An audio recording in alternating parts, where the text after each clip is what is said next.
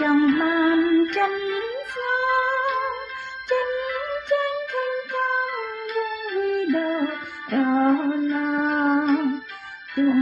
ខំរំងន់ក៏នៅចូលជុំបងបងតែចិនភ្នំទៅរកក្តីហិនពីលាថាអើយខ្ញុំស្ដាប់ចិនមិនដឹងបានទុំខំមានប្រធានក៏ទៀងមិនដែលស្គមនឹងត្បូងប្រាំងនាងតែអូនមិនចឹងអាចឲ្យខ្ញុំស្ងប់បានមានតែត្រង់ហើយដែលជាម្ចាស់ចិនខ្ញុំដល់ក្តីសុខខំនៅស្ងំលើប្រមាមានសន្តិភាពក្នុងត្រង់ដែលអាចប្រទាន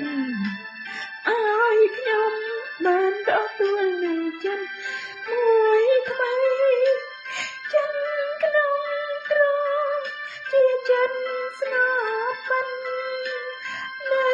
តែឋិនមិនដូចលោកីសូមប្រទានដោយប្រដីក្រែងលោ